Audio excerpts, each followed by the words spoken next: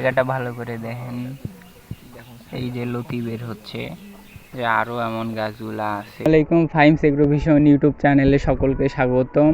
আলহামদুলিল্লাহ, আমাদের চারার বয়স 38 দিন। এর মধ্যে আমাদের নতুন নতুন লতি বের হওয়া শুরু হয়েছে। তো আপনারা জানেন যে এই চারার একদিন বয়স থেকে নিয়মিত আপনাদের আপডেট দিয়ে আসতেছি, যে কোথায় কোন সমস্যা হয়েছে অ্যান্ড ওইটা সলভ করছি কেমনে, এগুলো সব কিছুই আপনাদেরকে ভিডিওর মাধ্যমে জানাইতেছি। তো আজকের ভিডিওর মেইন টপিক হচ্ছে যে 38 দিনের মধ্যে যে লতির গাছের গ্রোথ কেমন আছে অ্যান্ড কিভাবে নতুন নতুন লতির কুশিগুলা বের হচ্ছে, ওই নিয়ে আজকের এই জায়গাটা ভালো করে দেখেন, এই যে লতি বের হচ্ছে, যে আরও এমন গাছগুলা আছে।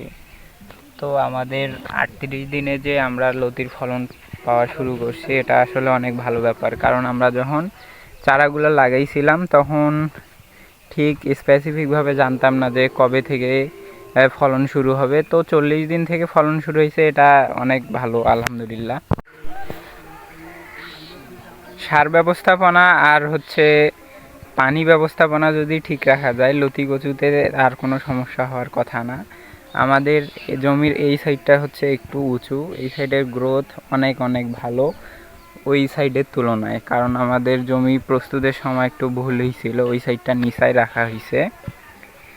তো এইটাই সার ব্যবস্থাপনা। আমরা এই 40 দিনে 2বার সার দিছি, জৈব সার আর কিছু রাসায়নিক সারও ছিল।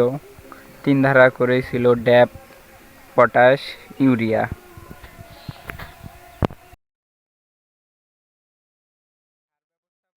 তো এই ছিল আজকের এই ছোট একটা ভিডিও, ছোট করে আপডেট দিলাম। এরপরে এটা নিয়ে বেশি করে কথা বলা যাবে, সমস্যা নেই। তো চ্যানেলে যারা নতুন আছেন, চ্যানেলটা সাবস্ক্রাইব করে পাশে থাকবেন। এই চ্যানেলে নিয়মিত ভিডিও আসতে থাকবে, যে আমাদের কচুর লাস্ট স্টেপ পর্যন্ত নিয়মিত আপডেট ভিডিও পাবেন এই চ্যানেলে। তো সবাই সাবস্ক্রাইব করে পাশে থাকবেন। আল্লাহ হাফেজ।